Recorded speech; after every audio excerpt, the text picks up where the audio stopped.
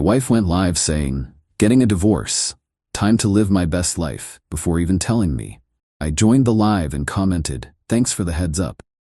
Then I immediately transferred all my money and assets to a trust in a different country as donation. Her lawyer called me, unethically prepared, when they realized I, 38 male, was sitting in my home office finishing up quarterly reports when my phone started blowing up, like non-stop notifications. My buddy Jerome sent me a link with just, "Bro, you seeing this?" Clicked the link. It was an Instagram live. My wife Destiny, 35, was sitting in what looked like a spa, cucumber slices and all, talking to her phone. "So guys, big announcement. I'm finally doing it. Getting divorced from Roger." I almost dropped my coffee. We'd had our issues, sure, but divorce? First I'm hearing about it. She continued, "I've been planning this for months. Already got the lawyer, already know exactly what I'm entitled to. Half of everything plus alimony because I gave up my influencer career to support his boring corporate job." Quick context. Her influencer career was 1,200 followers and sponsored posts for teeth whitening strips that paid $50 each. She did maybe 3 in 2 years. The beauty is, he doesn't even know yet. I'm telling him tomorrow after I file. My lawyer says catching him off guard means he can't hide assets. Smart, right? The comments were wild. Her friend Celeste wrote, "Get that bag, queen." Her sister Brooke added, "About time, he never deserved you." I typed, "Thanks for the heads up." The spa music stopped. She squinted at her screen. "Roger? What are you?" I logged off. Here's the thing about Destiny. She thought she was playing 4D chess but couldn't even handle checkers. She didn't know that 6 months ago, my grandmother passed and left me quite a bit. I hadn't touched it yet, was planning to invest it for our future. The inheritance was never commingled with marital assets, still sitting in a separate account. She also didn't know I'd been researching setting up a charitable trust for underprivileged kids' education. My buddy Anton's an international tax attorney. Within 2 hours of seeing that live, I was in his office. "You want to do what now?" Anton asked. "Donate my inheritance to the education trust we discussed, the one registered in the Cook Islands." "That's very generous. Very sudden too. Just felt inspired. Can we do it today?" He pulled up the paperwork. "It's irrevocable, you understand? Once it's in the trust for those kids' education, you can't take it back." Perfect. By 6 p.m., $487,000 was irrevocably committed to providing scholarships. I kept the documentation. That evening, Destiny came home like nothing happened. Made dinner, asked about my day, even initiated, well, you know, the whole time knowing she was filing tomorrow. Ice cold.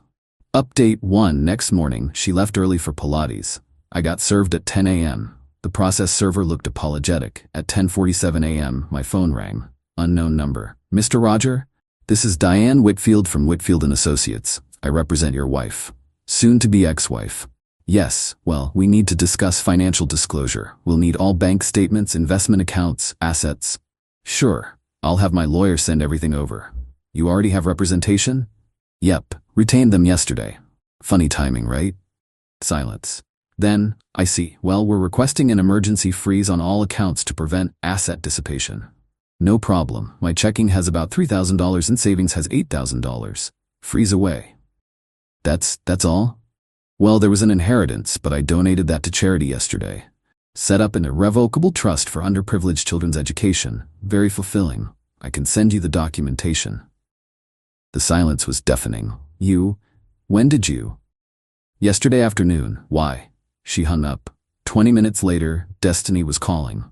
I let it go to voicemail. "You think you're smart?"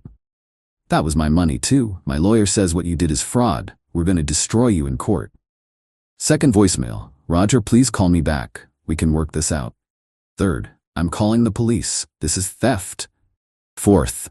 "Baby, please. I was just upset. We don't have to divorce." The whiplash was incredible. Her mom Francine called next.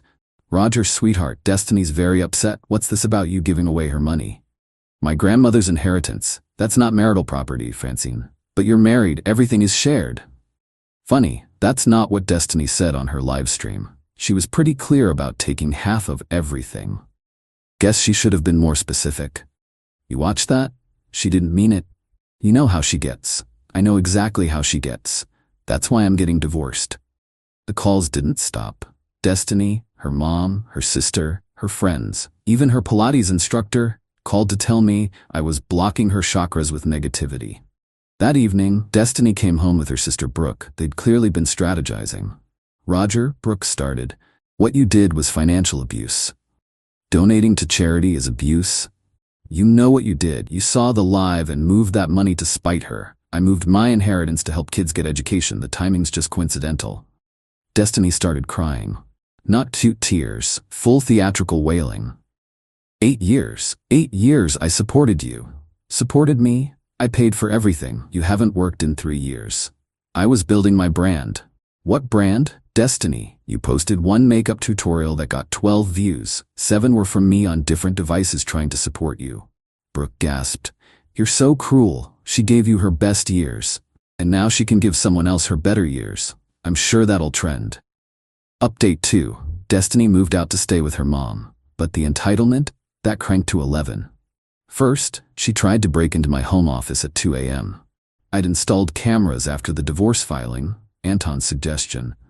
Caught her on video trying to jimmy the window with a butter knife while on the phone saying he probably has hidden cash in here. I sent the video to my lawyer. He sent it to hers with a note about attempted breaking and entering. Then came the social media campaign. She posted a TikTok that went semi-viral, 50K views. My husband saw I was divorcing him and donated all his money so I get nothing. Is this even legal? The comments were mixed. Why did you announce it on live before telling him though? Girl, you played yourself. This is why you don't count chickens before they hatch. But also, sue him queen. That's Marshall property. He's definitely hiding more money. Her friend Celeste started a GoFundMe, help Destiny rebuild after financial abuse. Goal, $50,000. Raised, $327. The description was wild. My best friend gave up her lucrative career as a content creator to support her husband's dreams. Now he's abandoned her with nothing, donating their life savings out of spite. She's basically homeless, living with her mom in a 4-bedroom house but whatever, and can't even afford her weekly spa treatments that are essential for her mental health. But here's where Destiny really messed up. She started dating, while still trying to get my money. Posted Instagram stories from expensive dinners with hashtags like new beginnings, upgrade in progress, know your worth. My lawyer loved this. She's claiming she can't afford basic necessities while posting from a steakhouse? Beautiful. Then her new boyfriend, Trey, got involved. This dude called me. Actually called me. "Yo, Roger? This Trey. I'm with Destiny now. Congratulations? Look man, she says you're hiding money. Just give her what's fair and we can all move on." Are you part of this divorce now? I'm protecting my girl's interests. Your girl who's still legally married? Not for long. Great. Tell your girl to have her lawyer call my lawyer. Why you gotta be difficult? She deserves half. Of what? I make $72K a year. After taxes and bills, there's not much left. The inheritance is already donated. What half does she want? Half my Netflix password. You're not getting it. She put in work for 8 years. What work, Trey? Name one thing. She maintained the household. We have a cleaning service. I cook. We don't have kids. She gave up her career. What career? He hung up. But Trey wasn't done. This man showed up at my job. Security called me down. "Sir, there's a Trey here. Says it's about your wife." I came down. Trey was in the lobby looking like he was about to fight someone. "You think you're smart?" he said. "I think I'm at work. What do you want?" Destiny deserves better. Then date her better. I'm not stopping you. She deserves money. For what? Participation trophy? Security stepped in when he stepped forward. "Sir, you need to leave." As he was escorted out, "This isn't over." Narrator, it was, in fact, about to be over. Update 3, court day arrived. Destiny showed up in a designer outfit I'd never seen before. Trey was with her, plus her mom, sister, and 3 friends. My side, me and Anton, who came for moral support, not as my lawyer. Her lawyer, Diane, started strong. "Your Honor, the defendant clearly dissipated marital assets upon learning of the divorce." Judge Elkins, an older woman who looked like she'd seen everything, reviewed the papers. "The inheritance from his grandmother?" "Yes, Your Honor." "The inheritance that was received 6 months ago, never commingled with marital funds and maintained in a separate account?" "Yes, but..." And it was donated to a registered charity for children's education? The timing is suspicious.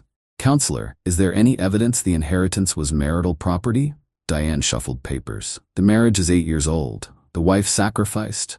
I didn't ask about sacrifices. I asked if the inheritance was marital property. No, Your Honor. Then what's the issue? He did it out of spite.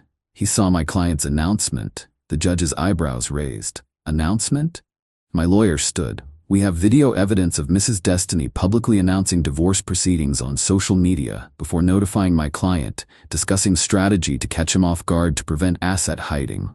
I'd like to see this. We played the live stream. The judge's face was stone. Destiny sunk in her chair. Mrs. Destiny, you announced your divorce on Instagram? I was emotional, Your Honor. You were at a spa. It's self-care is important during stressful times. And you discussed legal strategy publicly. Diane jumped in. Your Honor, people vent on social media while getting spa treatments and discussing how to maximize financial gain from divorce. Silence. The judge continued. Mr. Roger, why did you donate the inheritance? Your Honor, I'd been planning to set up an education charity in my grandmother's memory. The timing was coincidental. Quite a coincidence. Yes, Your Honor. She looked at me for a long moment. And you're prepared to live with this decision? The donation is irrevocable? Absolutely. Those kids need education more than I need a savings account. Your Honor? Destiny stood up. He's lying. He did it to punish me. Mrs. Destiny, please sit. Even if that were true, which hasn't been proven, he had every right to donate his inheritance. It wasn't marital property. But I'm entitled to... To what? What exactly are you entitled to? Half. I get half of everything. Of marital assets, which appears to be approximately $11,000 in checking and savings, a 2017 Honda Civic in the defendant's name, and a rental apartment. Destiny's jaw dropped. That's IT? Were you under the impression there was more? He makes good money. $72,000 annually according to these documents. After taxes, rent, and expenses, that doesn't leave much accumulation over 8 years. This isn't fair. The judge removed her glasses. Mrs. Destiny, you announced your intention to divorce on social media. You discussed strategy to ambush your husband.